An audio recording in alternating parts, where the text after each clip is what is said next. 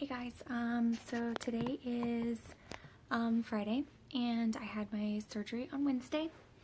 I didn't make a video yesterday. I went to my post-op appointment yesterday, and then after that we drove home from Alabama back to North Carolina, and it was quite a long drive. So when we got back, we got settled in at my mom's house, and I kind of went to bed early, just ready for the next day. So my post-op appointment went really well. It was first thing in the morning, and everybody was great, very nice. The doctor said everything looked perfect. He said the bruising underneath my breast was from the needles that he gave me to numb it up, and he said that that would just go away. He did recommend I not wear the strap that he had gave me anymore, that I just wore it that one day, and that was good. And he said that if I felt like they continued to push up, then I could wear it again to push them down. But he said the way that they looked, it looked really good, and that I shouldn't need to wear it again unless that happened. He did recommend a different style sports bra for me. Still no underwire, and still one right now that closes in the front, but one that had a little bit more support on the sides, and one that was a cup size, to where the one now that I'm wearing more is like padding in the front, not like a push-up padding or anything, but it's just a pad. It's not an actual cup size right here, and it's just basic sports bra material, nothing special. But he wanted something with a little more support on the sides here, just because we went through my armpits, and he did let me know beforehand that the one breast would be more prone to trying to dip down into my armpit, just with the way my rib cage was. So he had recommended that if I got this other kind of sports bra, he didn't give me a name or anything, just kind of what to look for, that it would help prevent that, I guess, the first few weeks. However your breast naturally sit is probably how they're going to sit afterwards. So however they heal is how they will be. So anyways, I am going tomorrow to get a different kind of sports bra, probably trying a few different ones, and see which ones I can find that are best for me. I don't really know the size that I am right now. When I left my appointment, they did put the larger bra on me, and I wore that up until this morning. I showered this morning. It was my first shower, and I put on the smaller of the two, which is still a medium, and before I wore an extra small or a small. So medium is a little bit tighter. You don't want anything too tight. You don't want to be pushing them together and squeezing them. No kind of compression, so to say. But you know, I did want to wear a clean bra, and this one doesn't feel too tight. So anyways, after my appointment, he, let me know that I could shower immediately after my appointment. I didn't though, because like I said, we were driving home, and when I got home last night, I was like, I'm just going to shower in the morning. So I got up this morning and I did shower. I didn't wash my hair. Just didn't feel like I needed to wash it yet. So I will wash my hair tomorrow morning. And then I should be pretty regular. Had no trouble showering today, and I haven't really had any pain.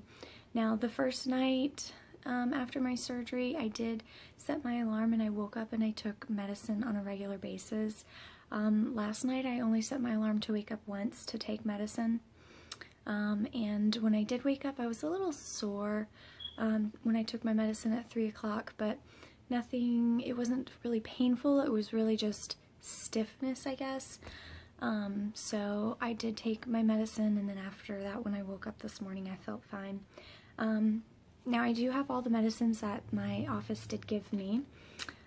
So they gave me hydrocodone, which is like Vicodin, and they gave me 60 of them, and they're the 10-325. Now, I only took half of one so far, and like I said, my surgery was Wednesday morning, and today is Friday morning. So I just took the half of one right after my appointment, and I haven't needed it anymore. My They gave me the promethazine 25 milligrams for nausea, and I only took one of those, and that was before I even left the doctor's office or my appointment that morning, just to prevent nausea. I haven't needed that anymore. And then they gave me diazepam, which is a Valium, and it's 5 milligrams, and they gave me 20. They gave me 20 of the promethazine as well. Now the diazepam, I have been taking it at night. I'm not a huge fan of it. It makes me really groggy, and I actually know that it's a sedative. So we use it at my office to orally sedate patients, so I'm not a huge fan of taking this, but I do take it at night it is my muscle relaxer. So I feel as though I should take that. And then they gave me a Z-Pack for my antibiotics, and a Z-Pack is, of course, if you have no allergies to any antibiotics, then you could take anything. I don't have any allergies, so they gave me this, and it is, you take 2 tablets the first day, and then after that it's 1 tablet for 4 days, so it's not a long antibiotic. It's really nice. Some antibiotics you take multiple times a day, so this is really easy, and it's a pretty strong antibiotic, so it's a good antibiotic. Like I said, though, I haven't really been taking a whole lot of the medicines they gave me, taking my antibiotic, and I take my Valium at night. But I've been taking Motrin 800. Of course, you have to eat before you take, you should eat before you take any kind of medicine, but definitely Motrin and Tylenol, you should eat something, Jell-O pudding, applesauce, just something before you take it, so you don't really upset your stomach. But I've been taking a Motrin 800, and I try to take something every 3 to 4 hours, so that I'm not in any pain. I haven't had any issue, except last night I was tender when I woke up, stiff, I guess. And then I've been taking just Tylenol 8-hour muscle aches and pain that I bought just at CVS. It is 650 milligrams. Let's see, the first day I was taking 2 of these at a time, and then I would take these, and then like 2.5, 3 hours later I would take 1 Motrin 800. But now I was just really nervous because I wasn't taking the strong medicine they gave me, and I didn't want to be in a lot of pain. But after the first day, I was like, I don't need all that medicine. I'm not in any pain. So yesterday I backed down to every 4 hours to 5 hours I was taking the medicine, and then I got to where I was just taking 1 Tylenol, and it's still working. So I think I was over medicating with my minimal medicines, but today I do like taking the Motrin better because it does help with swelling and inflammation. So like when I went in for my post-op yesterday, he was like, oh, you were looking really good, you barely have any swelling, and I'm thinking, oh, that's because I'm taking Motrin. But anyways, so yeah, I already had Motrin 800. I mean, I'm sure you could ask your office for it if you wanted to. I'm not saying that they'll definitely give it to you, because I don't think they typically like when you ask for certain medicines, but it is something I found very helpful for me. I don't like to take a lot of medicines otherwise. Now, before my surgery, I did some research on why a lot of people were constipated, and I actually thought that it was the pain medicine, and I really wasn't concerned about it because I knew that I really wasn't looking forward to taking a whole lot of pain medicine, so I wasn't going to take the really strong stuff if I didn't need to. I did, though, purchase, this says it's a laxative, but it is a stool softener as well. It's the powdered kind that you can pour in drinks and on food and stuff, and I got it because I got the powder because I do shakes every day. Most of the time I have 2 shakes a day, breakfast and lunch. I have a shake, so that's why I bought the powdered. Well, I didn't think that I needed to start it ahead of time, and I do recommend that if you're going to start a stool softener, that you take it at least 4 days before your appointment. Confirm with your doctor that it's okay, but after my surgery I did a little bit more research on the laxatives, not really laxative, the stool softeners for surgery, and it is recommended to take it before Now I didn't know that, but I'm not having a whole lot of constipation or anything like that. It's just a little bit different for me. I am still going to the bathroom, it's just not the same. I think if I was taking the hydrocodone, then I would definitely have more of an issue. But I also have been taking my stool softener since my surgery. Now, I do have the powder form, and then I also bought just a regular bottle of stool softener. And you can take 3 of these, up to 3 of these a day. So yesterday while I was driving, I wasn't driving, while we were driving home, I did take some of these, and then this morning when I made my shake, I, took the right amount of dose and put this in my shake. You can't taste it at all. So I do wish that I had started that sooner, and then maybe I wouldn't be quite so bloated, and I might feel a little bit more normal down there. But, just take it from me, you might want to start something like that beforehand.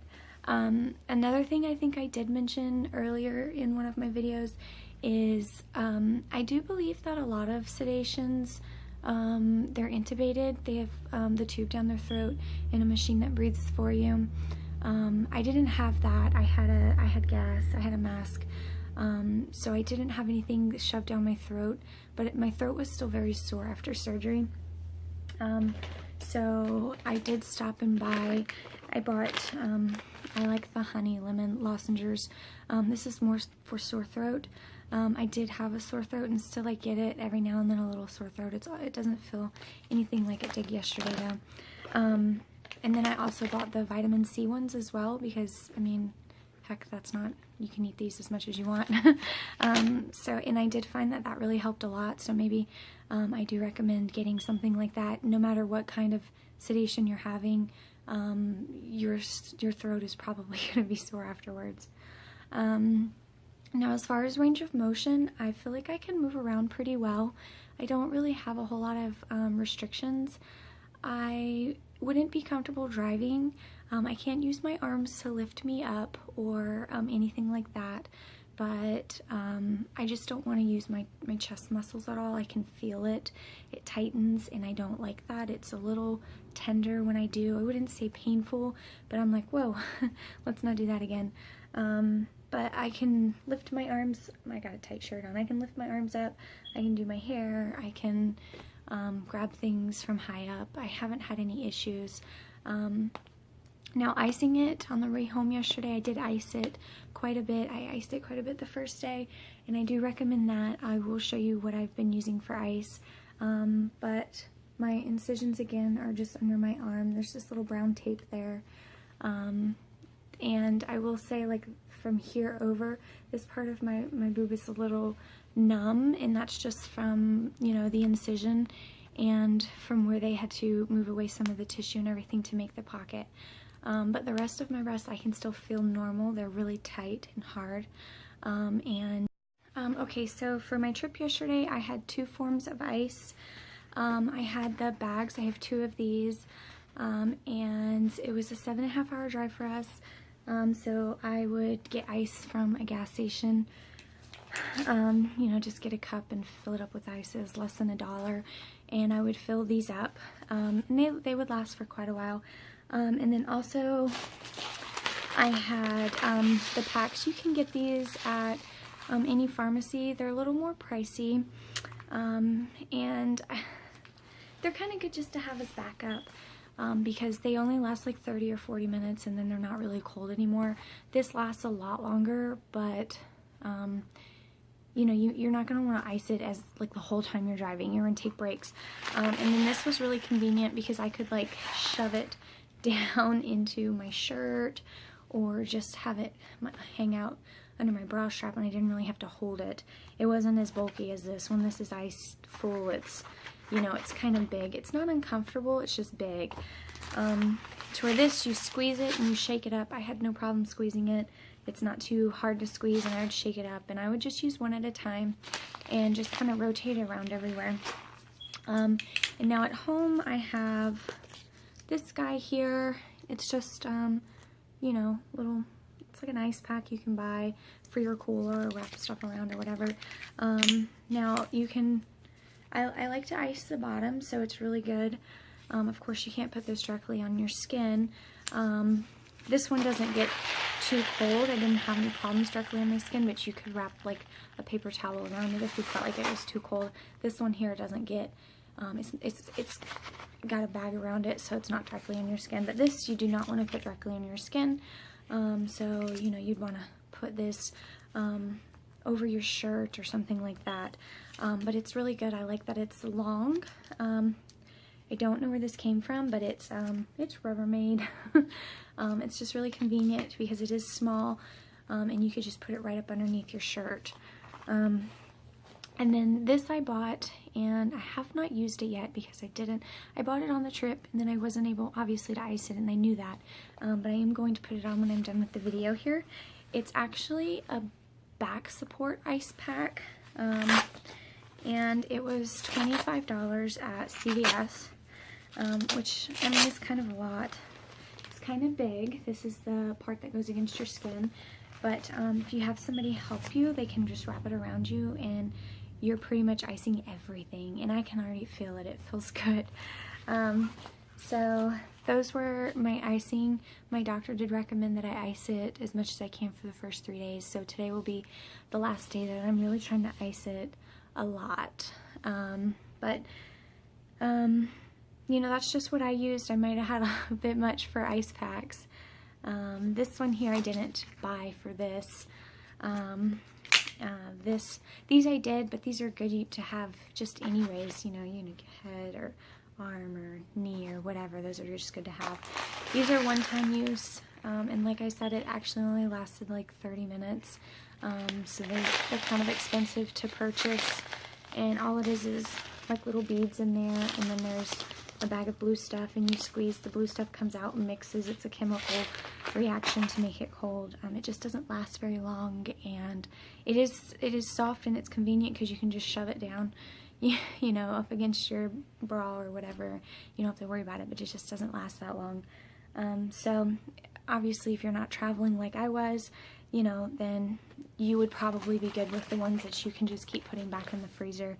Maybe 2 of these, or maybe 1 of these and 2 of these. I don't know, but anyways, I hope that you guys have found my videos this far helpful. I still haven't made it back to my house yet, so I'll be back to my house tomorrow, and I will see if I can take some after pictures in some of the outfits that I was wearing before to kind of give a good comparison to my before and afters. And if you guys have any questions, don't hesitate to ask me. I'd love to help you guys out. I was really excited that I was able to document my journey, just because I felt like the videos were very helpful for me, and I hope that I was able to help you guys out as well.